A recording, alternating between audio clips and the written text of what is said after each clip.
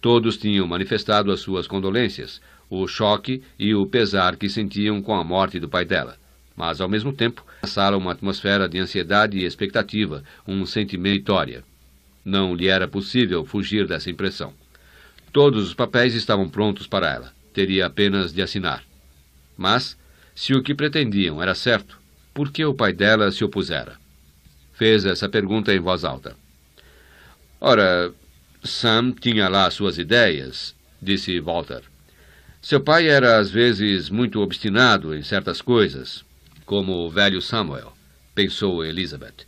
Nunca se deve deixar uma raposa dócil entrar no galinheiro. Um dia a raposa pode ter fome. E Sam não quisera vender. Devia ter tido muito boas razões. Ivo disse, creia, cara, que é melhor deixar tudo isso conosco. Você não entende dessas coisas. Mas gostaria de... disse calmamente Elizabeth.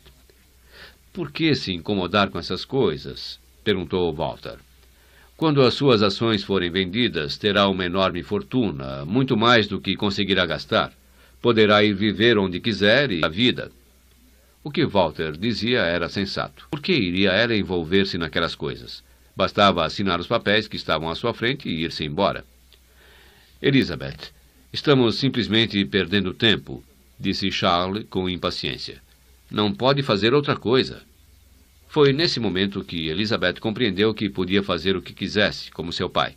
Podia afastar-se e deixar que eles fizessem o que bem entendessem com a companhia, ou ficar e descobrir por que estavam todos eles tão ansiosos por vender as ações e exerciam sobre ela uma pressão tão visível.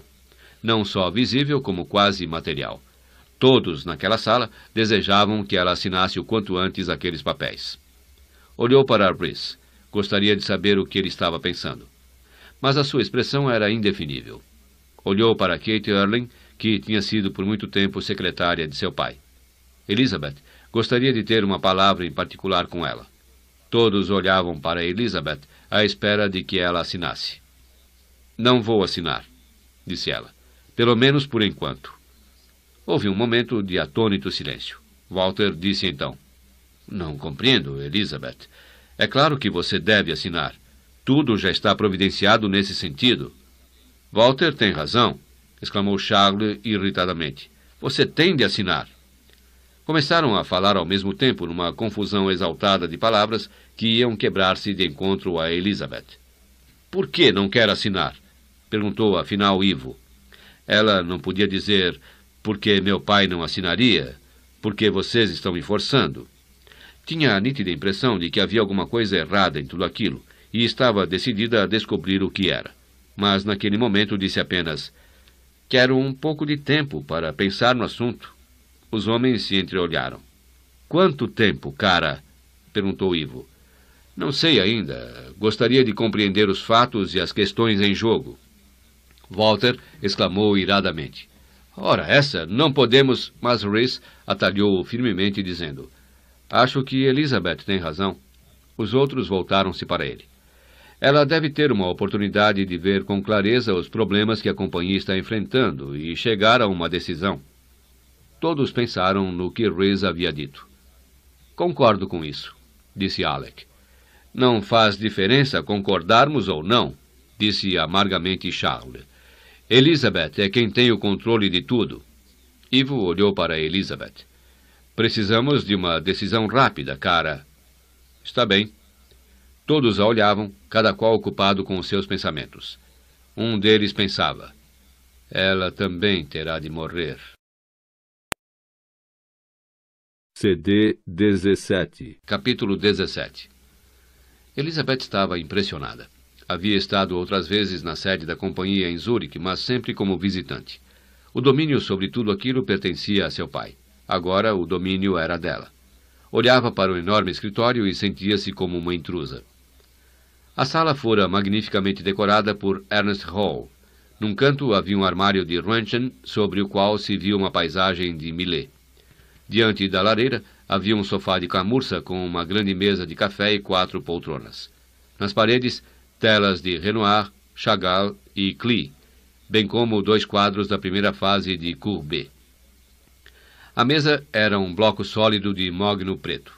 Ao lado dela, numa mesa menor, havia um complexo de comunicações, telefones em ligação direta com as filiais da companhia através do mundo.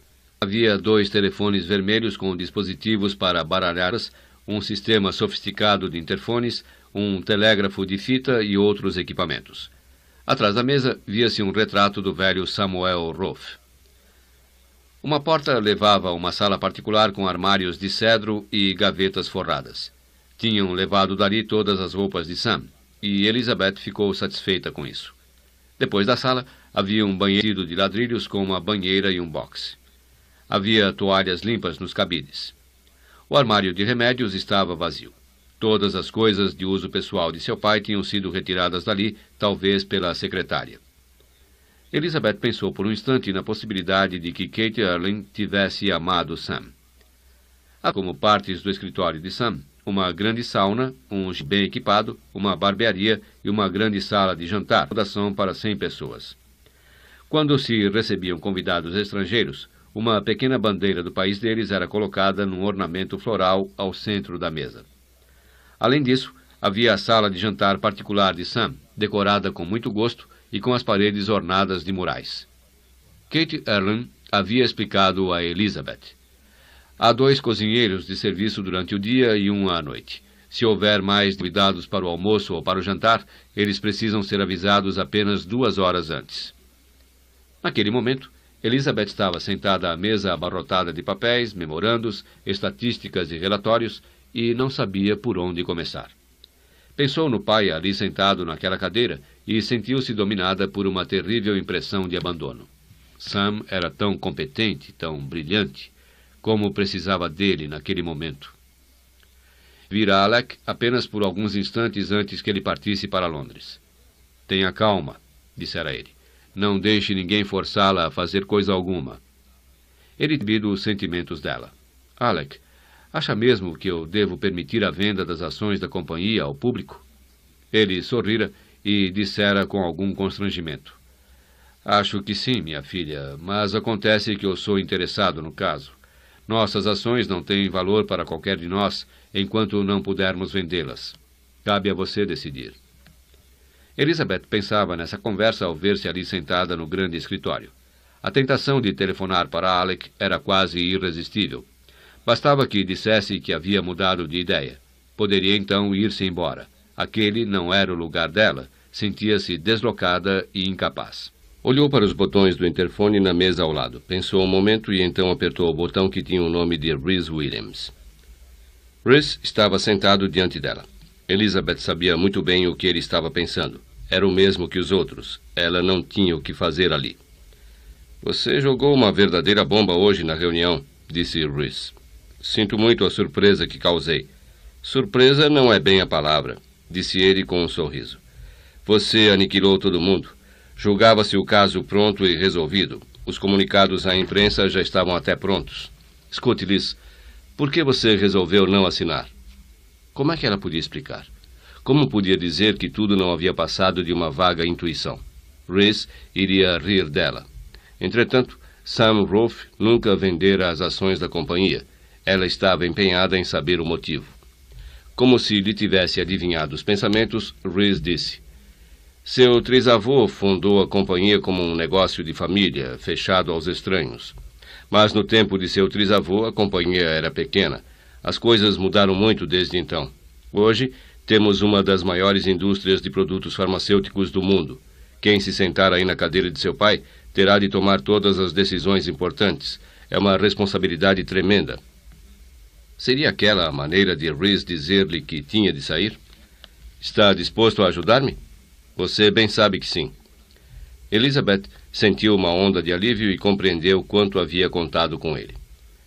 A primeira coisa que temos de fazer, disse então Rhys, é levá-la para correr as fábricas aqui em Zurique. Sabe alguma coisa sobre a estrutura física da companhia? Quase nada. Não era bem verdade. Elizabeth havia comparecido nos últimos anos a muitas reuniões em companhia de Sam e tinha alguma ciência do funcionamento da Rolfe & Sons, mas queria saber tudo do ponto de vista de Rhys. Nós não fabricamos apenas medicamentos, Liz. Produzimos também substâncias químicas, perfumes, vitaminas, sprays para os cabelos e pesticidas. Fabricamos produtos de beleza e instrumentos bioeletrônicos. Temos ainda uma divisão de alimentos e outra de nitratos animais. Publicamos revistas para distribuição entre os médicos. Fazemos também adesivos, material de proteção para construções e explosivos plásticos. Elizabeth notava o entusiasmo dele pelo que dizia, e ao perceber-lhe um tom de orgulho na voz, lembrou-se estranhamente do pai. A Roth & Sons tem fábricas e companhias que possuem a maioria das ações de outras em mais de 100 países. Todas elas são diretamente subordinadas a este escritório. Fez uma pausa, como se quisesse ter certeza de que ela estava compreendendo. O velho Samuel começou com uma égua velha e um tubo de ensaio. Tudo se expandiu em 60 fábricas através do mundo, 10 centros de pesquisa e um conjunto de milhares de vendedores e propagandistas. Elizabeth sabia que eram eles que visitavam os hospitais. No ano passado, Liz, só nos Estados Unidos, gastaram-se 14 bilhões de dólares em medicamentos, e uma parte substancial desse movimento foi nossa. Apesar disso, a Roth & Sons enfrentava problemas com os bancos. Alguma coisa de errada. Rees levou Elizabeth para as fábricas da sede da companhia. A divisão de Zurich constava de 12 fábricas espalhadas por 75 edifícios nos 25 hectares de terreno. Era um mundo em miniatura, completamente autossuficiente. Visitaram as fábricas, os departamentos de pesquisa, os laboratórios de toxicologia, os depósitos. Rees levou Elizabeth a um estúdio de cinema onde se faziam filmes para pesquisas e para as divisões de publicidade e de produtos do mundo inteiro.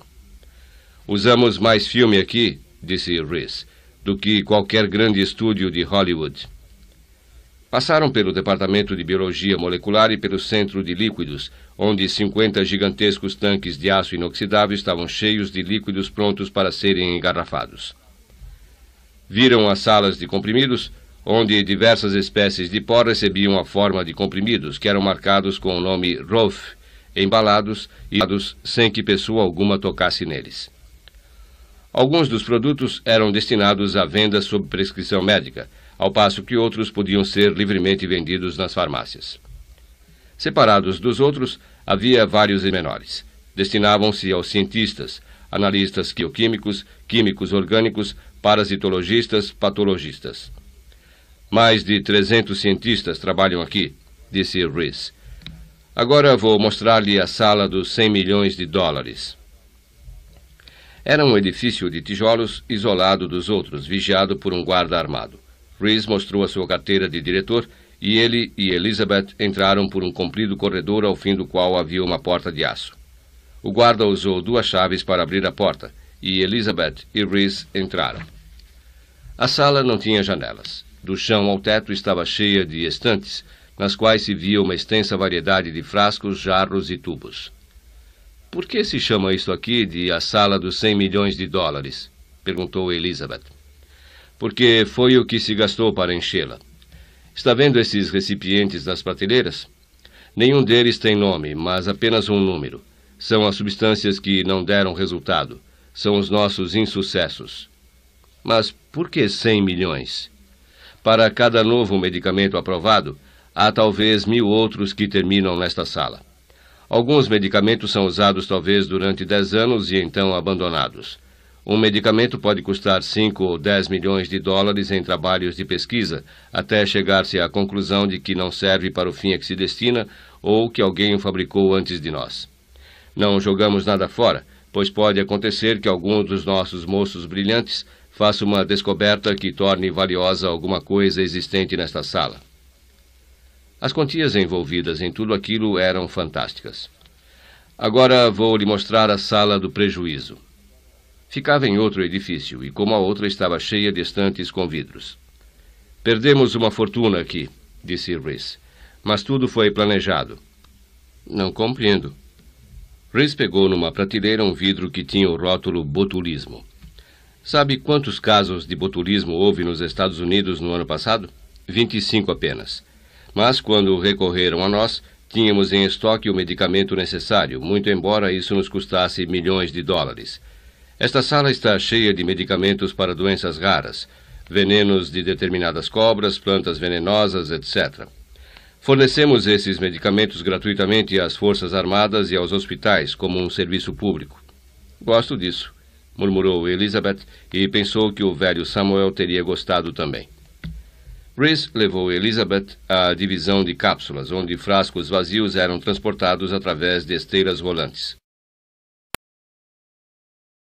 Ao sair da sala, os frascos tinham sido esterilizados, enchidos de cápsulas, rotulados, tampados com algodão e fechados. Todo o processo era automático. Havia uma fábrica de frascos, uma divisão de arquitetura para o planejamento de novos edifícios e uma divisão imobiliária para tratar da compra e da adaptação dos terrenos. Num edifício, havia dezenas de redatores escrevendo bulas e prospectos em 50 línguas, ao lado de máquinas impressoras que os imprimiam. Alguns departamentos fizeram Elizabeth pensar no 1984 de George Orwell. As salas de esterilização eram banhadas em fantásticas luzes ultravioleta. As salas adjacentes eram pintadas de cores diferentes, branco, verde ou azul, e as pessoas que nelas trabalhavam usavam roupas de cores correspondentes. Cada vez que uma delas entrava ou saía da sala, tinha de passar por uma câmara especial de esterilização. Os trabalhadores de roupa azul ficavam trancados o dia inteiro. Antes que pudessem comer, descansar ou ir ao banheiro, tinham de tirar a roupa, entrar numa zona verde neutra, vestir outras roupas e inverter o processo quando voltavam. Creio que vai achar isso muito interessante, disse Rhys. Iam pelo corredor cinzento de um edifício de pesquisa. Chegaram a uma porta na qual se via o letreiro "Reservado, não entre". Rhys empurrou a porta com Elizabeth. Passaram por outra e Elizabeth se viu numa sala iluminada com uma luz fraca. Havia centenas de gaiolas com animais. A sala estava quente e úmida e ela se sentiu de repente transportada para uma selva. Quando habituou os olhos à luz fraca, viu que as gaiolas estavam cheias de macacos, hamsters, gatos e ratos brancos. Muitos dos animais tinham excrescências de aspecto repulsivo a projetar-se de várias partes do corpo. Alguns animais estavam com as cabeças raspadas e mostravam eletrodos que lhes tinham sido implantados nos cérebros. Muitos deles gritavam em tremenda algazarra, correndo dentro das gaiolas, enquanto outros pareciam em estado comatoso. O barulho e o mau cheiro eram insuportáveis. Era uma espécie de inferno. Aproximou-se de uma gaiola em que havia um gatinho branco. O cérebro do animal estava exposto dentro de um revestimento claro de plástico, do qual se projetava meia dúzia de fios. Para que isso? Perguntou Elizabeth. Um homem alto e barbado que tomava algumas notas em frente a uma gaiola explicou. Estamos testando um novo tranquilizante. Espero que dê resultado, murmurou Elizabeth. Bem que eu ando precisando disso. E saiu da sala antes de começar a passar mal. Rhys estava ao lado dela no corredor. Está sentindo alguma coisa, Liz? Ela respirou fundo e disse. Estou bem. Mas há mesmo necessidade de tudo isso? Essas experiências salvam muitas vidas, Liz. Mais de um terço das pessoas que nasceram depois de 1950 estão vivas graças às drogas modernas. Pense nisso. Elizabeth assim o fez. Levaram 6 dias inteiros para conhecer os principais edifícios e, quando tudo terminou, Elizabeth estava exausta, ainda atordoada com a vastidão de tudo o que vira. E compreendia que vira apenas uma parte das instalações da companhia. Havia dezenas delas espalhadas pelo mundo. Os fatos e os números eram espantosos. São necessários de 5 a 10 anos para lançar no mercado um novo medicamento, e em geral, de cerca de 2.000 substâncias testadas, só aproveitamos 3 produtos. A Roth & Sons tem 300 pessoas trabalhando só no controle de qualidade. Há pelo menos 500.000 de pessoas a serviço da companhia. Nossa receita bruta no ano passado foi de... Elizabeth escutava procurando assimilar os incríveis números que Rhys lhe revelava. Sabia que a companhia era grande, mas grande era um adjetivo quase abstrato. Ter essa grandeza traduzida em termos de pessoas e de dinheiro era estarrecedor.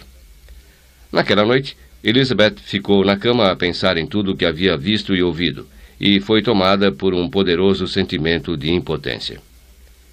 Ivo lhe dissera que não devia se meter com essas coisas que não entendia, deixando tudo com eles. Alec achava que ela devia assinar, embora tivesse interesse na venda das ações. Walter era de opinião que ela devia assinar, receber uma fortuna e gozar a vida como quisesse. Eles têm razão, pensou Elizabeth. Vou me afastar e deixar que façam com a companhia o que quiserem. Eu não sou do ramo. Depois de chegar a essa decisão, o seu alívio foi enorme. Adormeceu quase imediatamente. O dia seguinte, sexta-feira, era o início de um fim de semana prolongado por um feriado. Quando Elizabeth chegou ao escritório, mandou chamar Rhys para comunicar-lhe a sua decisão. O Sr. Williams teve de tomar o avião para Nairobi ontem à noite, informou-lhe Kate Erling. Pediu-me que lhe dissesse que estará de volta na terça-feira. Não serve outra pessoa? Faça então uma ligação para Sir Alec. Está bem, Srta. Rolfe, disse Kate Erling com uma nota de hesitação na voz. A polícia lhe mandou hoje um pacote com os objetos de uso pessoal deixados por seu pai em Chamonix. A menção de Sam reavivou no mesmo instante a sua dor. A polícia pediu desculpas por não haver entregue o pacote ao seu mensageiro. Já lhe havia sido remetido. Meu mensageiro? Sim, o homem que mandou a Chamonix para pegar tudo. Mas eu não mandei ninguém a Chamonix. Onde está o pacote? Perguntou Elizabeth, julgando tratar-se de alguma confusão burocrática. Guardei no seu armário. Encontrou uma mala Vuitton com as roupas de Sam. Havia também uma pasta trancada, tendo ao lado a chave. Deviam ser papéis da companhia. Entregaria tudo a Rhys para ver de que se tratava. Lembrou-se então de que ele estava ausente. Bom, decidiu ela, também vou passar o fim de semana fora. Olhou então para a pasta e pensou que talvez contivesse alguma coisa pessoal e íntima de Sam. Primeiro tinha que olhar. Kate Erling falou pelo interfone. Sinto muito, Srta. Rolfe, mas Sir Alec não está no escritório. Deixe então um recado para que ele me telefone logo que puder. Estarei na Vila da Sardenha. Dê o mesmo recado ao Sr. Palazzi, ao Sr. Gassner e ao Sr. Martel. Diria a todos que ia desistir e que eles podiam vender as ações e fazer o que quisessem. Pensou com prazer no fim de semana que a esperava. A Vila da Sardenha era um retiro, um casulo protetor, onde ela poderia ficar sozinha e pensar em si mesma e no seu futuro. Os acontecimentos haviam se passado com tal rapidez que ela não tivera tempo de ver as coisas sob outro prisma. O acidente de Sam. Elizabeth ainda não aceitava a palavra morte. Depois, a sua herança do controle da companhia, a pressão da família para que ela vendesse as ações ao público, a pulsação vibrante de um poder colossal que abarcava o mundo. Era difícil enfrentar tudo isso de uma vez. Naquela tarde, quando tomou o avião para a Sardenha, Elizabeth levava a pasta do pai. Olhou para os botões do interfone na mesa ao lado. Pensou um momento e então apertou o botão que tinha o nome de Rhys Williams. Rhys estava sentado diante dela. Elizabeth sabia muito bem o que ele estava pensando. Era o mesmo que os outros. Ela não tinha o que fazer ali. Você jogou uma verdadeira bomba hoje na reunião, disse Rhys. Sinto muito a surpresa que causei. Surpresa não é bem a palavra, disse ele com um sorriso. Você aniquilou todo mundo. Julgava-se o caso pronto e resolvido. Os comunicados à imprensa já estavam até prontos. Escute, Liz, por que você resolveu não assinar? Como é que ela podia explicar? Como podia dizer que tudo não havia passado de uma vaga intuição? Rhys iria rir dela. Entretanto, Sam Rolfe nunca vendera as ações da companhia. Ela estava empenhada em saber o motivo. Como se lhe tivesse adivinhado os pensamentos, Rhys disse: seu trisavô fundou a companhia como um negócio de família, fechado aos estranhos. Mas no tempo de seu trisavô, a companhia era pequena. As coisas mudaram muito desde então. Hoje, temos uma das maiores indústrias de produtos farmacêuticos do mundo. Quem se sentar aí na cadeira de seu pai terá de tomar todas as decisões importantes. É uma responsabilidade tremenda. Seria aquela a maneira de Rhys dizer-lhe que tinha de sair? Está disposto a ajudar-me? Você bem sabe que sim. Elizabeth sentiu uma onda de alívio e compreendeu quanto havia contado com ele. A primeira coisa que temos de fazer, disse então Rhys, é levá-la para correr as fábricas aqui em Zurique. Sabe alguma coisa sobre a estrutura física da companhia? Quase nada. Não era bem verdade. Elizabeth havia comparecido nos últimos anos a muitas reuniões em companhia de Sam e tinha alguma ciência do funcionamento da Roth & Sons, mas queria saber tudo do ponto de vista de Rhys. Nós não fabricamos apenas medicamentos, Liz. Produzimos também substâncias químicas, perfumes, vitaminas, sprays para os cabelos e pesticidas. Fabricamos produtos de beleza e instrumentos bioeletrônicos. Temos ainda uma divisão de alimentos e outra de nitratos animais. Publicamos revistas para distribuição entre os médicos. Fazemos também adesivos, material de proteção para construções e explosivos plásticos. Elizabeth notava o entusiasmo dele pelo que dizia, e ao perceber-lhe um tom de orgulho na voz, lembrou-se estranhamente do pai. A Roth & Sons tem fábricas e companhias que possuem a maioria das ações de outras em mais de 100 países. Todas elas são diretamente subordinadas a este escritório. Fez uma pausa, como se quisesse ter certeza de que ela estava compreendendo. O velho Samuel começou com uma égua velha e um tubo de ensaio. Tudo se expandiu em 60 fábricas através do mundo, 10 centros de pesquisa e um conjunto de milhares de vendedores e propagandistas. Elizabeth sabia que eram eles que visitavam os hospitais. No ano passado, Liz, só nos Estados Unidos, gastaram-se 14 bilhões de dólares em medicamentos, e uma parte substancial desse movimento foi nossa. Apesar disso, a Roth & Sons enfrentava problemas com os bancos. Alguma coisa de errada. Rhys levou Elizabeth para as fábricas da sede da companhia. A divisão de Zurique constava de 12 fábricas espalhadas por 75 edifícios nos 25 hectares de terreno. Era um mundo em miniatura, completamente autossuficiente. Visitaram as fábricas, os departamentos de pesquisa, os laboratórios de toxicologia, os depósitos. Rhys levou Elizabeth a um estúdio de cinema onde se faziam filmes para pesquisas e para as divisões de publicidade e de produtos do mundo inteiro. Usamos mais filme aqui, disse Rhys, do que qualquer grande estúdio de Hollywood. Passaram pelo departamento de biologia molecular e pelo centro de líquidos, onde 50 gigantescos tanques de aço inoxidável estavam cheios de líquidos prontos para serem engarrafados. Viram as salas de comprimidos, onde diversas espécies de pó recebiam a forma de comprimidos, que eram marcados com o nome Roth, embalados e dados sem que pessoa alguma tocasse neles. Alguns dos produtos eram destinados à venda sob prescrição médica, ao passo que outros podiam ser livremente vendidos nas farmácias. Separados dos outros, havia vários menores. Destinavam-se aos cientistas, analistas bioquímicos, químicos orgânicos, parasitologistas, patologistas. Mais de 300 cientistas trabalham aqui, disse Rhys. Agora vou mostrar-lhe a sala dos 100 milhões de dólares. Era um edifício de tijolos isolado dos outros, vigiado por um guarda armado. Rhys mostrou a sua carteira de diretor e ele e Elizabeth entraram por um comprido corredor ao fim do qual havia uma porta de aço. O guarda usou 2 chaves para abrir a porta e Elizabeth e Rhys entraram. A sala não tinha janelas. Do chão ao teto estava cheia de estantes, nas quais se via uma extensa variedade de frascos, jarros e tubos. Por que se chama isto aqui de a sala dos 100 milhões de dólares?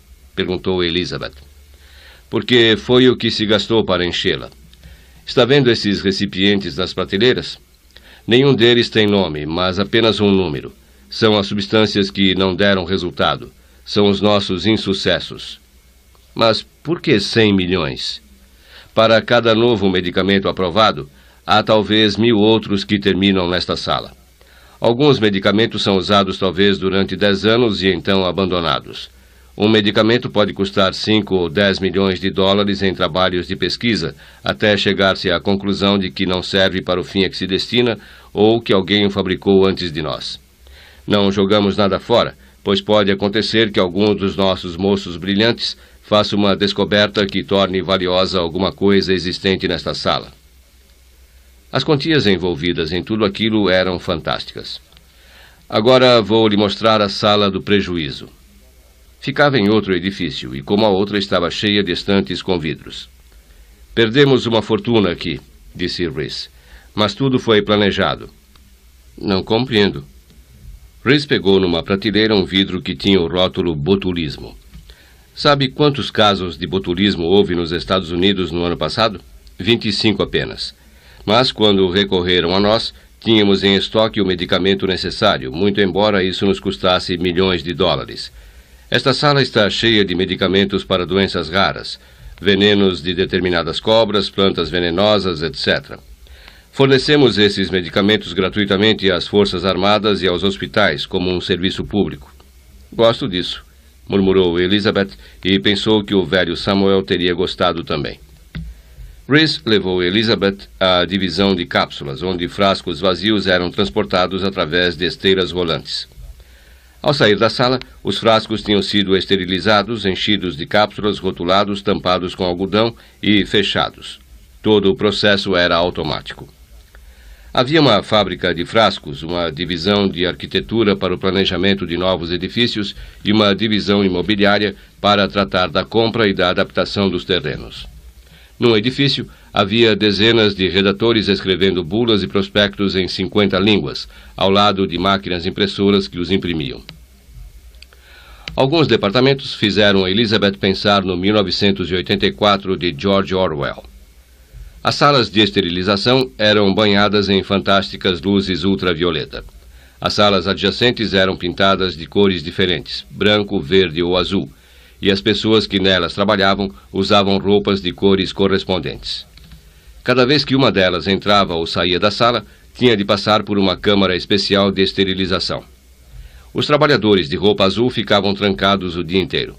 Antes que pudessem comer, descansar ou ir ao banheiro, tinham de tirar a roupa, entrar numa zona verde neutra, vestir outras roupas e inverter o processo quando voltavam. Creio que vai achar isso muito interessante, disse Rhys. Iam pelo corredor cinzento de um edifício de pesquisa.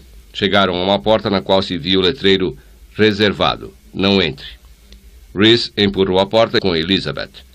Passaram por outra e Elizabeth se viu numa sala iluminada com uma luz fraca. Havia centenas de gaiolas com animais.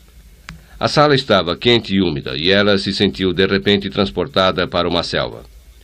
Quando habituou os olhos à luz fraca, viu que as gaiolas estavam cheias de macacos, hamsters, gatos e ratos brancos. Muitos dos animais tinham excrescências de aspecto repulsivo a projetar-se de várias partes do corpo. Alguns animais estavam com as cabeças raspadas e mostravam eletrodos que lhes tinham sido implantados nos cérebros. Muitos deles gritavam em tremenda algazarra, correndo dentro das gaiolas, enquanto outros pareciam em estado comatoso. O barulho e o mau cheiro eram insuportáveis. Era uma espécie de inferno. Aproximou-se de uma gaiola em que havia um gatinho branco. O cérebro do animal estava exposto dentro de um revestimento claro de plástico, do qual se projetava meia dúzia de fios. Para que isso? Perguntou Elizabeth.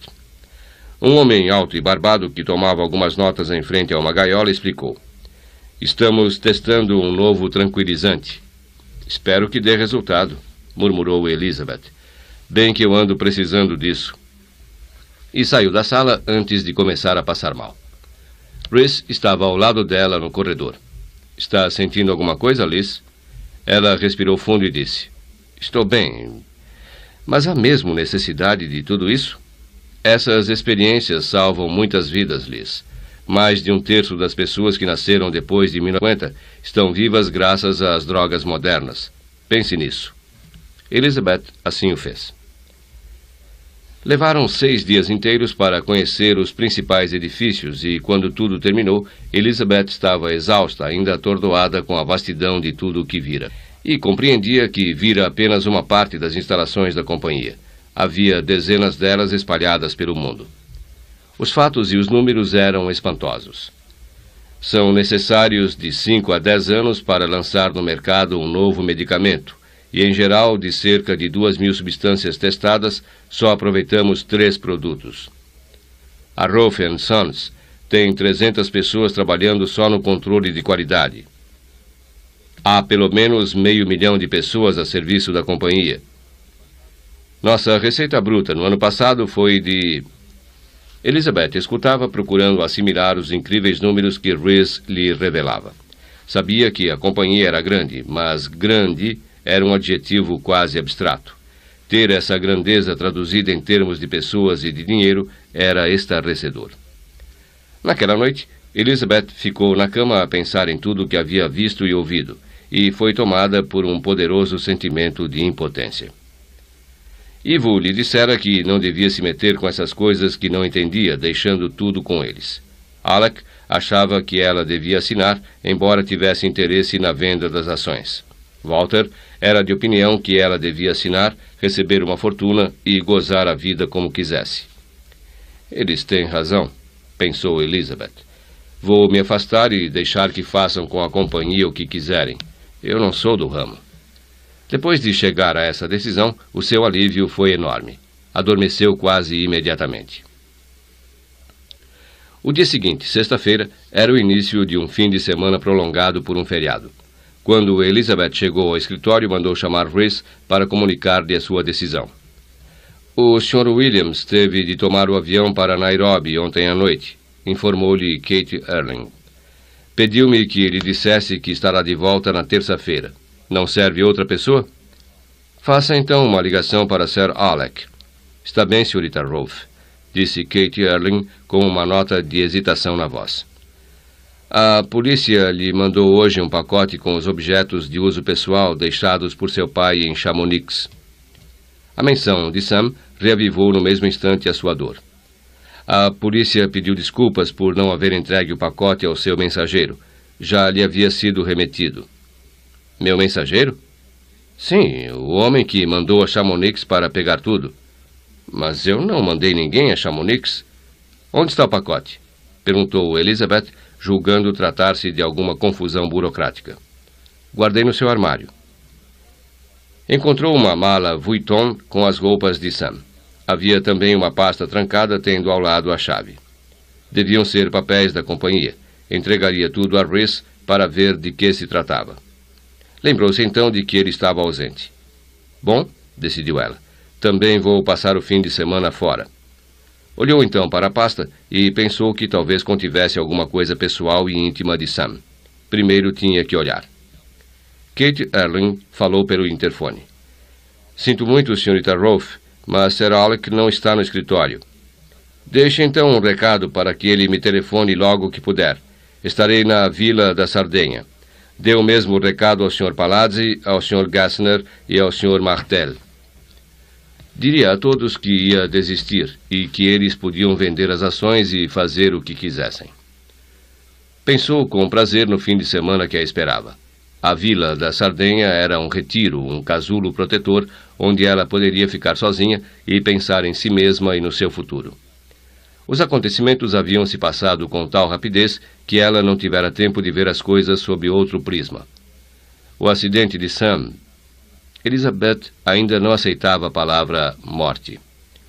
Depois, a sua herança do controle da companhia, a pressão da família para que ela vendesse as ações ao público, a pulsação vibrante de um poder colossal que abarcava o mundo. Era difícil enfrentar tudo isso de uma vez.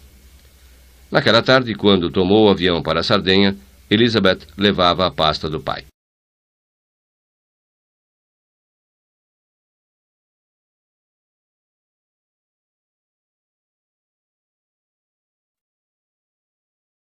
CD 18. Capítulo 18. Ela pegou um táxi no aeroporto. A vila estava fechada e Elizabeth não comunicara a ninguém a sua chegada. Entrou e percorreu lentamente as grandes salas, tão suas conhecidas, e teve a impressão de que nunca saíra dali. Só então deu-se conta da falta que sentira da Sardenha e da vila. Parecia que as poucas lembranças felizes de sua ali estavam encerradas. E era muito estranho estar sozinha naquele labirinto onde sempre tinha havido meia dúzia de empregados a cozinhar, polir e arrumar tudo. Naquele momento, porém, estava sozinha com os ecos do passado. Deixou a pasta de Sam no hall de entrada e levou a sua mala para o andar de cima. Como de hábito, dirigiu-se para o seu quarto no corredor e então parou. O quarto do pai ficava no fim do... Elizabeth caminhou até lá. Abriu lentamente a porta porque, embora compreendesse a realidade, um profundo instinto atávico a fazia esperar ver Sam ali e ouvir o som de sua voz. O quarto estava logicamente vazio, e nada havia mudado nele desde que Elizabeth o vira pela... Continha uma grande cama, uma cômoda com poltronas confortáveis e um sofá diante da lareira. Elizabeth deixou a mala no chão e foi até a janela.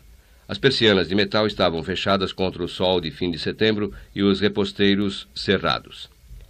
Escancarou tudo e deixou que o ar fresco das montanhas entrasse livremente, leve e frio, com a promessa de outono. Dormiria naquele quarto. Depois desceu e entrou na biblioteca.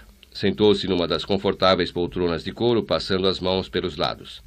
Era sempre ali que Rhys se sentava quando tinha uma conferência com Sam. Pensou em Rhys e desejou que ele estivesse ali com ela. Lembrou a noite em que ele a levara de volta à escola depois do jantar em Paris e de como ela escrevera repetidamente num pedaço de papel para Rhys Williams. Num impulso, Elizabeth foi até a mesa, pegou uma caneta e calmamente escreveu Senhora Rhys Williams. Depois pensou com um sorriso. Quem sabe quantas idiotas estão fazendo a mesma coisa neste momento? Procurou deixar de pensar em Rhys, mas ele permaneceu na sua mente agradavelmente reconfortante. Levantou-se e passou uma vista de olhos pela casa. Entrou na grande cozinha antiga com seu fogão a lenha e os 2 fornos. Abriu a geladeira. Estava vazia. Não era de esperar outra coisa com a casa fechada. Mas ao ver a geladeira vazia, de repente sentiu fome. Vasculhou os armários e encontrou 2 pequenas latas de conserva de atum, um vidro de Nescafé pela metade e um pacote ainda fechado de biscoitos. Se ia passar o longo fim de semana ali, era preciso fazer os seus planos. Em lugar de sair para fazer todas as refeições na cidade, seria muito melhor ir a um dos pequenos armazéns de Cala di Volpe e fazer compras para vários dias. Havia sempre um jipe na garagem. Olhou pela porta da cozinha e verificou que o jipe ainda estava lá. As chaves estavam penduradas numa tábua na parede ao lado do armário. Pegou a chave do jipe e foi até a garagem. Será que havia gasolina no tanque? Girou a chave e pisou no acelerador. O motor começou a funcionar quase imediatamente. Esse problema estava, portanto, eliminado. No dia seguinte, pela manhã, iria comprar tudo o que fosse necessário. Voltou para casa. Ao pisar no chão ladrilhado do hall de entrada, ouviu o eco surdo e um tanto assustador dos próprios passos. Desejou que Alec lhe telefonasse e, como por encanto, nesse momento o telefone tocou. Levou um susto e foi atender. Alô? Elizabeth? Aqui é Alec. Elizabeth deu uma risada. De que está rindo? Você não acreditaria se eu lhe dissesse. Onde é que você está? Em Gloucester. Elizabeth sentiu o urgente impulso de vê-lo, de comunicar-lhe a sua decisão sobre as ações da companhia, mas não por telefone. Quer fazer-me um favor, Alec? Claro, o que é? Pegue um avião e venha passar o fim de semana aqui na Sardenha. Quero conversar sobre uma coisa muito importante com você. Houve apenas uma breve hesitação, e Alec disse: Está bem. Nenhuma palavra sobre compromissos já assumidos, sobre os possíveis transtornos. Apenas está bem. Alec era assim. Pode trazer Vivian, disse Elizabeth com algum esforço. Creio que isso não será possível. Ela está agora mesmo em Londres. Estarei aí amanhã de manhã, certo? Ótimo. Telefone-me quando souber a hora e eu irei esperá-lo no aeroporto. Será muito mais simples eu pegar um táxi. Está bem. Muito obrigada, Alec. Não sabe o quanto lhe agradeço. Quando desligou o telefone, Elizabeth sentia-se infinitamente melhor. Sabia que a sua decisão estava certa, só se via naquela posição porque Sam tinha morrido antes de ter tempo de apontar um sucessor. Quem seria o novo presidente da Rolfe & Sons? A diretoria resolveria isso. Tentou pensar no caso do ponto de vista de Sam, e o nome que lhe veio no mesmo instante à cabeça foi Rhys. Os outros eram competentes nos seus setores. Rhys era a única pessoa que tinha um conhecimento completo e eficiente do funcionamento global da companhia. Era inteligente e dinâmico. O único problema é que ele não era elegível para a presidência. Não sendo um Rolfe, nem casado com uma Rolfe, não podia nem ao menos participar das reuniões da diretoria. Chegou ao hall e viu a pasta de seu pai. Hesitou. Não havia sentido em se submeter àquilo naquele momento. Daria tudo a Alec quando ele chegasse na manhã seguinte. Entretanto, podia haver alguma coisa de muito pessoal. Levou-a para a biblioteca, colocou-a em cima da mesa, pegou a chave e abriu os 2 fechos laterais. No centro da pasta encontrou um grande envelope. Elizabeth abriu e tirou dele um maço de folhas datilografadas dentro de uma pasta de cartolina na qual estava escrito Sam Roth, confidencial, 100 cópias. Era evidentemente mas sem qualquer nome, e Elizabeth não podia saber quem o redigira. Começou a passar os olhos pelas folhas e, em dado momento, leu mais atentamente e parou. Não podia acreditar no que estava lendo. Levou os papéis para uma poltrona, tirou os sapatos, encolheu as pernas e recomeçou a leitura da primeira página. Leu todas as palavras e ficou horrorizada. Era um documento espantoso, o relatório confidencial de uma investigação em torno de uma série de fatos ocorridos no ano anterior. No Chile, uma usina de produtos químicos de propriedade da Roth & Sons havia sofrido uma explosão, espalhando toneladas de substâncias venenosas por uma área de 25 km². Houve a morte de cerca de 10 pessoas e centenas tinham sido internadas em hospitais. Todos os animais da área haviam morrido e a vegetação ficara envenenada. Toda a região tivera de ser evacuada. As ações de indenização impetradas contra a companhia subiam a centenas de milhões de dólares. Mas o espantoso era que a explosão fora criminosa, dizia o relatório. A investigação do governo chileno sobre o acidente foi superficial. A conclusão oficial parece ter sido a de que a companhia era rica e o povo pobre em vista do que a companhia tinha de pagar. Não há qualquer espírito de nossa equipe de investigação de que houve um ato de sabotagem da autoria de pessoa ou pessoas desconhecidas por meio de explosivos plásticos. Em vista da atitude de antagonismo das autoridades locais, será impossível provar alguma coisa. Elizabeth se lembrava muito bem do caso. Jornais e revistas haviam publicado reportagens com fotos das vítimas. A imprensa do mundo inteiro atacara a Roth & Sons, acusando a companhia de negligência e indiferença aos sofrimentos humanos. O fato havia prejudicado consideravelmente a reputação da empresa. Em seguida, o relatório tratava de importantes projetos de pesquisa em que os cientistas da Roth & Sons vinham trabalhando havia vários anos. Entre eles, 4 projetos de inestimável valor. O seu desenvolvimento ao todo tinha custado mais de 50 milhões de dólares. Em todos os casos, uma firma rival havia requerido patentes para os produtos antes da companhia, apresentando fórmulas idênticas. O relatório continuava. Um caso isolado poderia ser atribuído a simples coincidência. Num campo em que dezenas de companhias trabalham em setores correlatos, é inevitável que várias firmas desenvolvam o mesmo tipo de produto. Mas o fato de que isso tenha acontecido 4 vezes no curto espaço de alguns meses força a concluir que alguém, a serviço da Roth & Sons, deu ou vendeu material de pesquisa a firmas concorrentes. Em vista da natureza secreta das experiências e do fato de que elas se realizaram em laboratórios bem distantes uns dos outros, dentro de condições de máxima segurança, é lógico supor que as pessoas responsáveis tenham acesso aos arquivos mais secretos da companhia. Assim, podemos chegar à conclusão de que se trata de alguém situado no mais alto escalão executivo da Roth & Sons. Havia mais. Uma grande partida de substâncias tóxicas fora erradamente rotulada e despachada. Antes que ela pudesse ser recolhida, tinha havido várias mortes com péssima publicidade para a companhia. Ninguém sabia quem tinha colocado os rótulos errados. Uma toxina mortífera desaparecera de um laboratório sob pesada guarda. 1 hora depois, uma pessoa que não foi identificada havia comunicado o fato aos jornais e desencadeara um alarma. As sombras da tarde se alongavam lá fora e a noite chegou. Elizabeth continuava totalmente absorvida pelo documento que tinha nas mãos. Quando a sala ficou escura, ela acendeu uma luz e continuou a ler aquela série de horrores. Nem mesmo o tom seco e sucinto do relatório podia dissimular o drama que havia em tudo aquilo. Uma coisa era clara. Alguém estava metodicamente tentando prejudicar ou destruir a Roth & Sons. Alguém no mais alto escalão executivo da companhia. Na última página, havia uma nota à margem escrita com a letra precisa e inconfundível de seu pai. Pressão sobre mim para vender as ações da companhia ao público? É preciso desmascarar o patife. Lembrou-se então de como Sam lhe parecera preocupado nos últimos. Vivia angustiado por aquele terrível segredo e não tinha confiar. A nota na primeira página dizia que não havia cópias. Elizabeth julgava que o relatório provinha de uma agência de investigação particular. Por conseguinte, só Sam tinha conhecimento daquele relatório. Depois de Sam, ela. A pessoa culpada não tinha ideia de que estava sob suspeita. Teria Sam sabido quem era? Teria Sam interpelado de algum modo a pessoa antes do acidente? Ela não tinha como descobrir.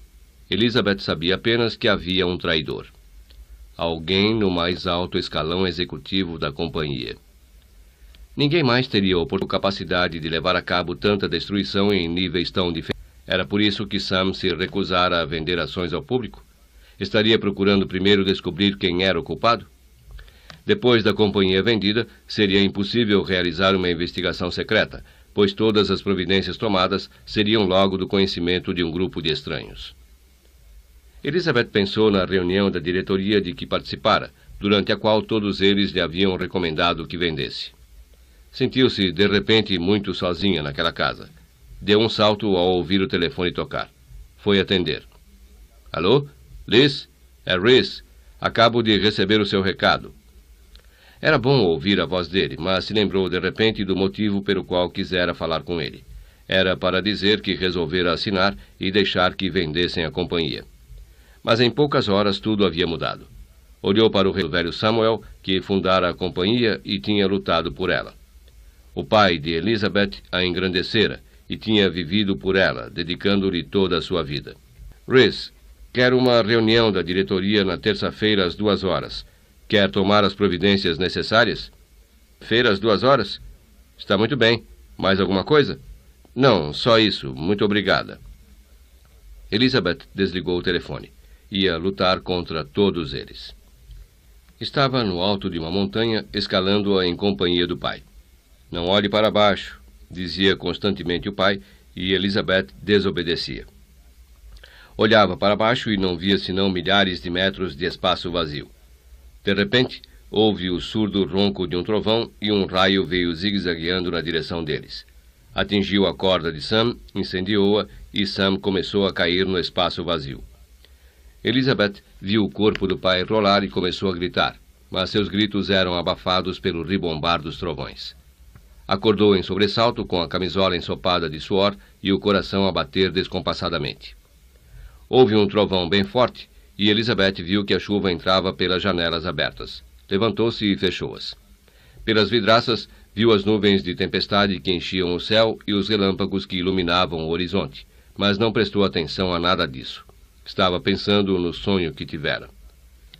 Pela manhã, a tempestade passara sobre a ilha, deixando apenas uma chuva fina.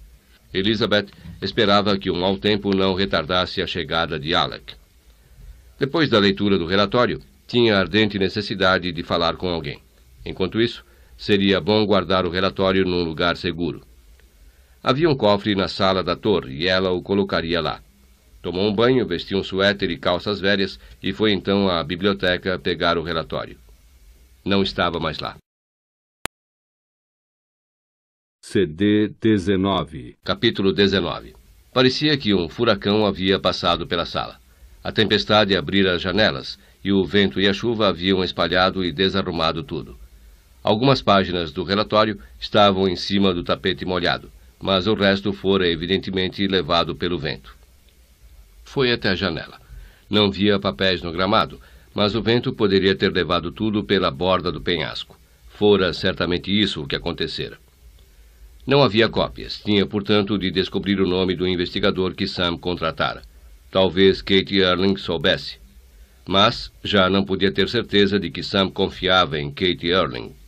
Tudo se tornara um jogo terrível, em que ninguém podia confiar em... Daí por diante, devia ter cuidado em tudo o que fizesse. Lembrou-se, de repente, de que estava sem comida em casa. Podia ir fazer as compras em Cala di Volpe e estar de volta antes que Alec chegasse. Foi até o armário embutido do hall e apanhou uma capa e uma echarpe para a cabeça. Mais tarde, quando a chuva parasse, procuraria as outras folhas do relatório nos arredores da casa. Pegou a chave do jipe e dirigiu-se à garagem. Ligou o motor e manobrou cuidadosamente para sair da garagem, dirigindo com todo cuidado em vista do chão molhado pela chuva. Virou depois à direita para seguir a estreita estrada da montanha que ia para a Cali di Volpe mais abaixo. Não havia movimento na estrada àquela hora. Na verdade, era difícil havê-lo a qualquer hora, pois raras eram as casas construídas naquelas alturas. À esquerda, o mar estava escuro e parecia revolto, ainda agitado pela tempestade da véspera. Dirigia com muito cuidado, pois aquele trecho da estrada era traiçoeiro. Muito estreito, com 2 pistas, abria-se no flanco da montanha, ao lado de um enorme precipício. De um lado, o paredão de pedra da montanha. Do outro, uma descida de centenas de metros até o mar. Elizabeth seguia beirando a outra pista, freando um pouco para contrabalançar o impulso da descida. O carro se aproximou de uma curva fechada. Ela pisou automaticamente nos freios para controlar a descida do jipe. Os freios não funcionaram. O fato levou algum tempo para ser conscientizado. Elizabeth tornou a pisando no pedal com toda a sua força, mas sentiu o coração bater mais forte ao ver que o jipe continuava a ganhar velocidade na descida. Fez a curva, mas viu que estava rodando desabaladamente pela íngreme estrada da montanha e que o jipe ganhava mais velocidade a cada segundo. Tornou a pisar nos freios. Não havia mais freios. Outra curva surgiu à frente. Elizabeth tinha medo de olhar para o velocímetro e sentiu-se dominada pelo terror. Chegou à curva em alta velocidade e derrapou. As rodas traseiras chegaram próximo à beira do precipício, mas ela conseguiu controlar o jipe e seguiu em frente estrada abaixo. Não havia mais nada que pudesse fazê-lo parar, nem barreiras, nem controles. Continuaria naquela descida pela montanha cheia de curvas fatais. Pensou desesperadamente num meio de salvar-se. Teve a ideia de pular do carro. Arriscou-se a olhar para o velocímetro e viu que ia a 110 km, com a velocidade aumentando a cada momento, e que estava encurralada entre a montanha e o precipício. Se saltasse, morreria. Numa súbita revelação, Elizabeth compreendeu que estava sendo assassinada e que Sam também fora assassinado. Sam tinha lido o relatório e fora morto. Ela também iria ser morta. Não tinha ideia de quem fosse o assassino, de quem os odiasse a ponto de fazer aquela coisa terrível. Talvez tudo fosse mais tolerável se partisse de um estranho. Mas tinha de ser um deles, alguém situado no mais alto escalão executivo da companhia. Ivo, Walter, Charles. A morte dela seria atribuída a um acidente, como a de Sam. As lágrimas rolaram pelo rosto de Elizabeth e se misturaram com a chuva fina que caía. O jipe fugia constantemente do seu controle no chão molhado. Elizabeth lutava para mantê-lo na estrada, mas sabia que era apenas uma questão de segundos para que fosse atirada para o precipício e o aniquilamento. O corpo ficou rígido com a tensão, e as mãos se tornaram dormentes devido à força que ela fazia para segurar a direção. Estava sozinha no universo, a descer vertiginosamente a estrada, enquanto o vento lhe zumbia em torno e empurrava o carro para a borda do penhasco. Houve outra derrapagem e Elizabeth lutou desesperadamente para controlar o carro, lembrando-se do que aprendera. Vá sempre a favor da derrapagem. Afinal, as rodas traseiras se firmaram e o jipe continuou a sua descida alucinante. Elizabeth tornou a olhar de relance o velocímetro. 130 km por hora. Havia uma curva bem fechada à frente, e sabia que não poderia passar dali. Alguma coisa em seu espírito pareceu congelar-se, e foi como se um tênue véu se estendesse entre ela e a realidade. Ouviu a voz do pai perguntar-lhe o que ela fazia sozinha no escuro, e depois sentiu-se nos braços dele e levada para a cama. No mesmo instante, estava no palco a dançar enquanto Madame Neturova gritava com ela, ou era o vento. Mas ela não podia parar. Alguém então lhe perguntava quantas vezes uma pessoa faz 21 anos, e Elizabeth pensou que nunca mais veria Rhys. Gritou o nome dele e o véu desapareceu, mas o pesadelo ainda estava presente. A curva perigosa estava mais próxima e o carro corria para ela como uma bala. Cairia pelo precipício.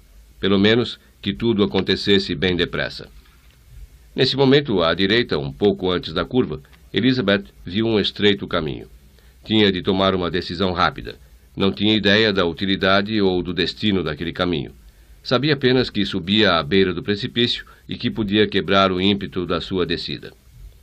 Entrou por ele, virando a direção para a direita com toda a força. As rodas traseiras começaram a derrapar, mas as da frente já estavam no saibro do caminho e a velocidade adquirida deu bastante tração ao carro para se estabilizar. Elizabeth procurou mantê-lo no estreito caminho. Viu algumas árvores à frente e alguns galhos lhe fustigaram o rosto e as mãos. De repente viu à sua frente o mar Tirreno lá embaixo. O caminho era apenas um breve acostamento à margem do penhasco. Não havia ali a menor segurança. Estava cada vez mais perto da borda e ia tão depressa que não podia saltar. Quando o jipe se aproximou da borda, derrapou violentamente, e a última coisa de que Elizabeth teve consciência foi de uma árvore à sua frente e de uma explosão que pareceu eliminar o resto do universo. Depois, o mundo ficou tranquilo, branco, pacífico e silencioso. CD 20. Capítulo 20. Quando abriu os olhos, estava numa cama de hospital, e a primeira pessoa que viu foi Alec Nichols. "Não há nada lá em casa para você comer", murmurou Elizabeth e começou a chorar. Os olhos de Alec mostravam a sua tristeza. Aproximou-se e abraçou-a. "Elizabeth, tudo está bem agora, Alec", murmurou ela. E estava. Sentia contusões por todo o corpo, mas ainda estava viva, por mais incrível que isso parecesse. Lembrou-se do horror da descida sem freios pela montanha e sentiu um arrepio. "Há quanto tempo estou aqui, Alec?" "Trouxeram-na para cá há 2 dias. Chegou inconsciente, só agora está voltando a si. O médico acha que se trata de um milagre. De acordo com os que viram o local do acidente, você devia estar morta. Quando uma turma de socorro trouxe você para cá, estava inconsciente e cheia de contusões, mas felizmente não havia fraturas. Agora escute. Por que você estava correndo tanto naquela estrada?" Elizabeth contou tudo. Viu o horror estampado no rosto de Alec enquanto falava da sua terrível estrada abaixo. Quando acabou, Alec estava muito pálido. "Que acidente horrível e idiota!" "Não foi acidente, Alec." "Como assim?" "Não compreendo." Não podia mesmo compreender, pois não havia lido o diário. "Mexeram nos freios de propósito para que cesse." "Não, Elizabeth", disse ele, sacudindo a cabeça. "Que motivo teria alguém para fazer uma coisa dessas?" Ainda não podia dizer nada a ele. Confiava mais em Alec do que nos outros, mas só podia falar depois que estivesse mais forte e tivesse tido algum tempo para pensar. "Não sei, Alec, mas tenho certeza de que mexei-os." Notou a mudança de expressão no rosto dele. Da incredulidade passara ao espanto e, por fim, à raiva. "Nesse caso, temos de descobrir quem foi." Pegou o telefone e, daí a poucos minutos, estava falando com o delegado de polícia de Olbia. "Aqui é Alec Nichols." "Sim, ela está passando bem, muito obrigado." "Direi a ela, sim." "Estou lhe telefonando a respeito do jipe que ela estava dirigindo. Pode me dizer onde é que está?" "Muito bem. Pode deixá-lo aí e conseguir-me um bom mecânico?" "Estarei aí daqui a meia hora." Desligou e disse a Elizabeth. "O já na garagem da polícia. Vou até lá." "Vou com você", disse Elizabeth. Ele olhou-a surpreso. "O médico disse que você devia passar ainda 2 dias em repouso e observação." "Ele pode ter dito isso, mas eu vou com você." 45 minutos depois, Elizabeth, ainda bem machucada, saía do hospital sob os médico e seguia em companhia de Alec Nichols para a garagem da polícia. Luigi Ferraro, delegado de polícia de Olbia, era um sardo robusto de meia-idade com uma enorme barriga e pernas arqueadas. Tinha a seu lado o detetive Bruno Campagna, um homem musculoso de cerca de 50 anos e grande competência, bem mais alto do que o delegado. Ambos em companhia de Elizabeth e de Alec, vendo um mecânico examinar a parte inferior do jipe levantado por um macaco hidráulico.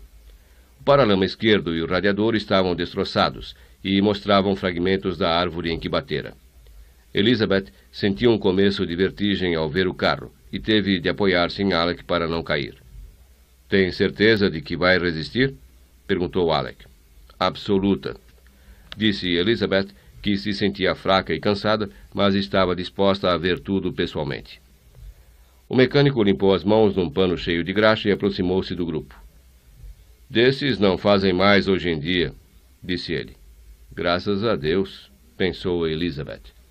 Qualquer outro carro teria sido reduzido a pedacinhos. E os freios? Perguntou Alec. Os freios? Estão em perfeitas condições. Elizabeth sentiu que estava de novo entrando numa zona de irrealidade. O que está dizendo? Os freios estão funcionando muito bem. A batida não teve a menor ação sobre eles. Foi por isso que eu disse que não fazem mais. É impossível, exclamou Elizabeth. Os freios desse jipe não estavam funcionando. A senhorita Rolfe acredita que alguém mexeu nos freios inutilizando-os, disse o delegado Ferraro. O mecânico sacudiu negativamente a cabeça. De jeito nenhum. Aproximou-se do carro no alto do macaco. Só há duas maneiras de danificar os freios de um jipe. Ou se cortam as bielas dos freios, ou se desatarracha esta porca e se deixa o óleo dos freios escorrer. Como pode ver, esta biela está firme e eu verifiquei o tambor dos freios. Está cheio. Ferraro olhou para Elizabeth e disse: Posso muito bem compreender que, no seu estado... Um momento, exclamou Alec e voltou-se para o mecânico. Não é possível que alguém tenha cortado essas bielas, substituindo-as depois, e que essa mesma pessoa tenha tornado a encher o tambor dos freios depois de esvaziá-lo? Não, não é possível. Ninguém tocou nestas bielas. E está vendo esta porca? Se alguém a tivesse afrouxado, haveria marcas recentes de chave inglesa nela, e não há nenhuma. Pelo menos há 6 meses ninguém toca nesta porca. Não há nada com estes freios, e eu vou mostrar-lhes. Foi até a parede e ligou um comutador. O macaco hidráulico principiou a descer o jipe para o chão. O mecânico entrou no jipe, ligou o motor e deu marcha ré no carro. Quando estava quase encostando na parede dos fundos, engrenou a primeira e pisou no acelerador. O carro correu na direção do detetive Campagna. Elizabeth deu um grito e, nesse instante, o carro parou de súbito a alguns centímetros do homem. O mecânico não tomou conhecimento do olhar irado do detetive e disse: Viram? Os freios estão perfeitos. Todos se voltaram para Elizabeth, que sabia muito bem o que estavam pensando. Mas isso não diminuíra o terror daquela descida pela montanha. Sentira perfeitamente o seu pé comprimir o freio sem que nada acontecesse. O mecânico da polícia tinha provado que os freios estavam em ordem, a não ser que também estivesse metido na trama, e o delegado também. Estou ficando paranoica, pensou Elizabeth. Alec murmurou desalentadamente. Elizabeth, quando eu estava dirigindo o jipe, os freios não funcionavam. Alec perguntou então ao mecânico. Vamos supor que alguém tivesse tomado providências para que os freios desse jipe não funcionassem. Que mais poderia fazer? Poderia ter molhado as lonas do freio, disse o detetive Campagna. Elizabeth sentia o nervosismo crescer dentro dela. Que aconteceria se alguém fizesse isso? Quando as lonas do freio comprimissem o tambor, não haveria tração. Tem razão, disse o mecânico e perguntou a Elizabeth. Os freios estavam funcionando logo que saiu com o jipe? Elizabeth se lembrava de que manobrara o jipe para sair da garagem e chegara às primeiras curvas usando os freios. Funcionando, sim, disse ela. Está aí a explicação, disse o mecânico vitoriosamente. A chuva molhou a lona dos freios. Espere um pouco, disse Alec. Alguém não poderia ter molhado tudo antes que ela saísse? Nesse caso, disse o mecânico pacientemente, os freios não teriam funcionado desde o início. O delegado falou com Elizabeth. A chuva pode ser muito perigosa, senhorita Rolfe, especialmente nas estradas estreitas de montanha. Casos assim acontecem com muita frequência. Alec olhava indeciso para Elizabeth. Ela se sentia mal. Afinal de contas, tudo não passara de um acidente. Queria sair dali o mais depressa possível. Olhou para o delegado. Desculpe ter lhe causado todo esse incômodo. Sinto muito pelo acidente, mas tive muito prazer em servi-la, senhorita Rolfe. O detetive Campagna irá levá-la de carro para sua vila. Alec disse a ela. Não leve a mal, mas você está terrivelmente abatida. Quero que vá para a cama e passe alguns dias sem se levantar.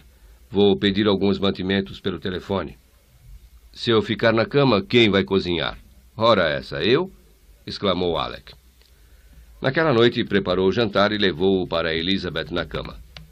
Creio que não sou muito bom cozinheiro, disse Alec, colocando a bandeja diante de Elizabeth.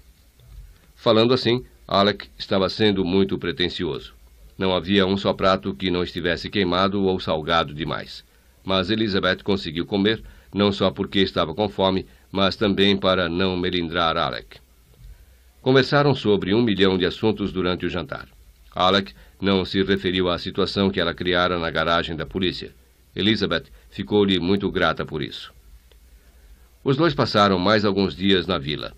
Elizabeth continuou na cama e Alec a fazer confusão na cozinha, lendo de vez em quando para ela. Ivo e Simonetta telefonavam diariamente para saber como ela estava, e o mesmo faziam Hélène e Charles e Walter. Até Vivian telefonou para saber dela. Todos se ofereciam para ir fazer-lhe companhia na ilha. Estou passando bem, dizia ela. Não há motivo para que venham até aqui. Voltarei para Zurique dentro de poucos dias. Grace Williams telefonou. Elizabeth só compreendeu realmente a falta que ele lhe fazia quando ouviu a voz dele. Ouvi dizer que você quis fazer concorrência a Hélène como piloto, disse ele, brincando, mas ela notou preocupação na voz dele. Em descida de montanha, duvido muito que ela seja páreo para mim. Parecia-lhe incrível que estivesse pilheriando com o que acontecera. Fico muito contente de que você esteja bem, Liz.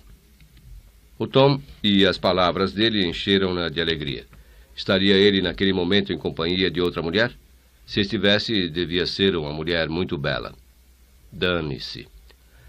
Sabe que você saiu nos jornais do mundo inteiro? Não. Falaram pelo telefone durante meia hora, e ao desligar, Elizabeth estava se sentindo muito melhor. Rhys parecia sinceramente interessado nela. Gostaria de saber se ele fazia todas as outras mulheres sentirem-se assim. Aquilo fazia parte do encantamento dele. Lembrou-se do jantar de aniversário dela. Senhora Rhys Williams. Alec entrou no quarto e perguntou. O que houve? Está rindo à toa? Estou? Rhys sempre lhe dera aquela sensação de felicidade. Talvez fosse melhor falar a Rhys sobre o relatório confidencial. Alec tinha providenciado para que um dos aviões da companhia os levasse para Zurique. Não gostaria que você saísse daqui ainda, disse ele. Mas há alguns assuntos urgentes que devem ser resolvidos o quanto antes. O voo para Zurique foi calmo. Repórteres esperavam-na no aeroporto. Elizabeth fez uma breve declaração sobre o acidente. Em seguida, Alec levou-a para o carro e os dois partiram para a sede da companhia.